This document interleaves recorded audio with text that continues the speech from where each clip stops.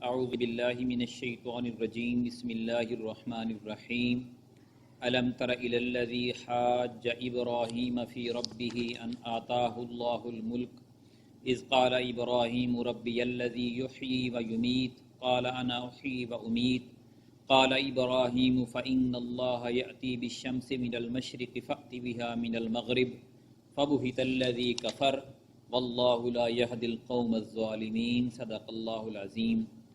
سامعین کرام، سورۃ البقرہ کی آیت نمبر 258 آپ کے سامنے تلاوت کی ہے۔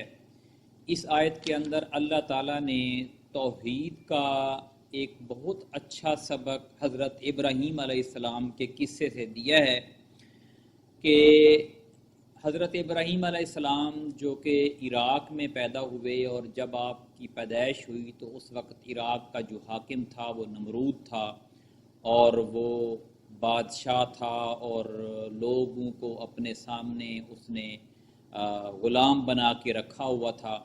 اور حضرت ابراہیم علیہ السلام کے جو والد تھے وہ نمرود کی بادشاہت میں، حکومت میں ایک بہت بڑے عہدے پر تھے۔ تو اس میں جب ابراہیم علیہ السلام نے پیدائش کے بعد ہوش سنبھالا تو سب سے پہلے آپ نے اس بادشاہ کی جو حاکمیت تھی اس کا انکار کیا۔ اسی کا تذکرہ اللہ تعالیٰ نے قرآن پاک کی اس سورت کی اس آیت میں 258 نمبر میں کیا ہے کہ کیا تم نے اس شخص کے حال پر غور نہیں کیا جس نے ابراہیم علیہ السلام سے جھگڑا کیا تھا۔ جھگڑا اس بات پر کہ ابراہیم علیہ السلام کا رب کون ہے، اور اس بنا پر کہ اس شخص کو اللہ نے حکومت دے رکھی تھی۔ یعنی ابراہیم علیہ السلام جب شعور کی زندگی کو پہنچے تو انہوں نے دیکھا کہ نمرود جو ہے وہ اپنے آپ کو رب کہلواتا ہے، اور اپنی حاکمیت اور اپنے قانون کو اس نے نافذ کیا ہوا ہے لوگوں کے اوپر۔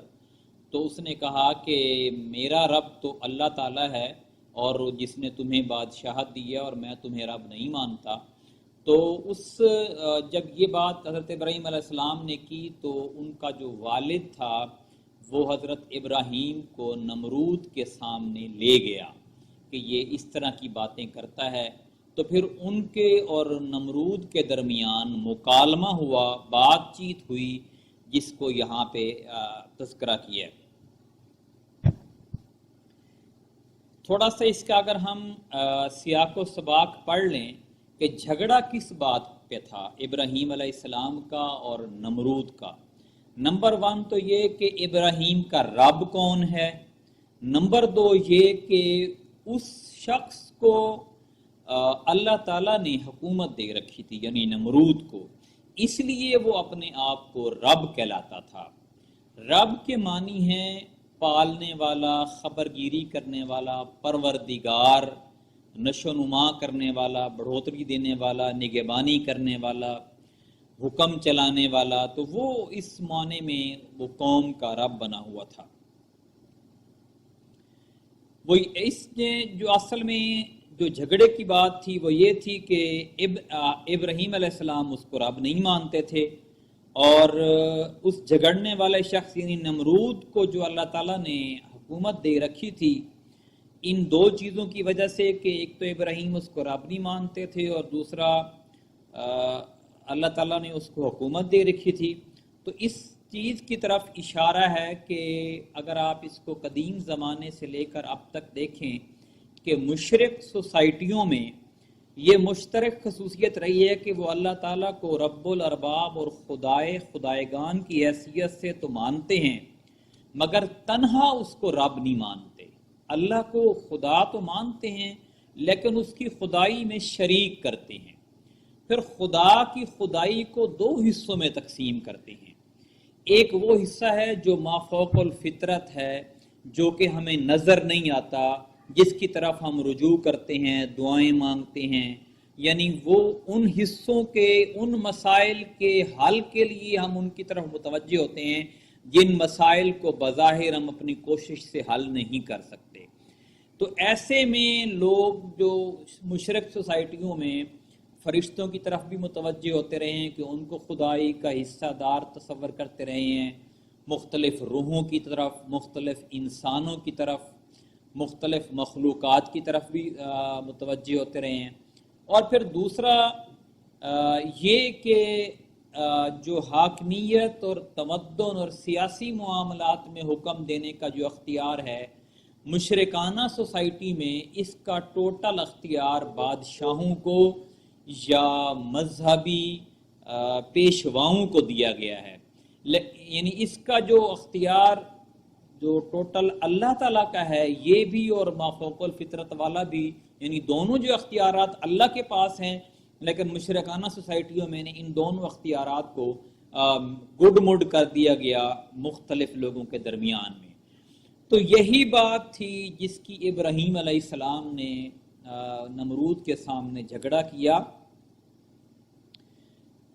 اور اس جھگڑے کی پہلی بات جو ابراہیم علیہ السلام نے کی وہ یہ تھی، اذ قال ابراہیم ربی الذی یحیی و یمیت، ابراہیم نے کہا کہ میرا رب وہ ہے جس کے اختیار میں زندگی اور موت ہے، وہ زندہ بھی کرتا ہے اور موت بھی دیتا ہے۔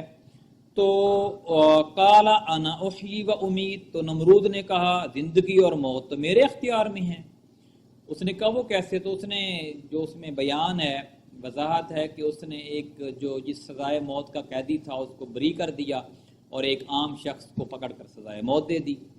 تو اگرچہ یہ بھی اس کا جواب ایک ڈٹائی والا تھا، تو ابراہیم علیہ السلام نے پھر اس سے دوسرا سوال کیا کہ میرا رب وہ ہے فَإِنَّ اللَّهَ يَأْتِي بِالشَّمْسِ مِنَ الْمَشْرِقِ فَأْتِ بِهَا مِنَ الْمَغْرِبِ، کہ میرا رب سورج کو مشرق سے نکالتا ہے، اگر تو رب ہے تو اس کو مغرب سے نکال کر۔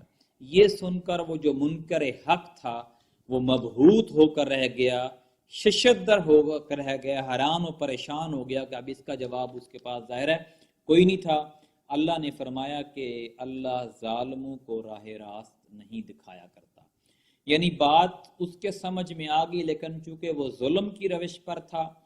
ظلم یہ ہوتا ہے، عربی میں جو لفظ ظالم استعمال ہوتا ہے وہ یہ کہ آپ کسی بھی چیز سے وہ کام لیں جو اس کا ہو نہ۔ دراصل پانی کا کام پیاس بجھانا ہے اور آپ پانی سے پیاس بجھانے کے علاوہ کوئی اور کام لیں تو یہ پانی کے ساتھ ظلم ہوتا ہے۔ اس لیے نمرود کا کام تو اللہ کی فرما برداری تھا، لیکن وہ خود حاکم بن بیٹھا تو اس لیے وہ ظالم قرار پایا، اور ایسے ظالموں کو اللہ تعالیٰ ہدایت نہیں دیتا۔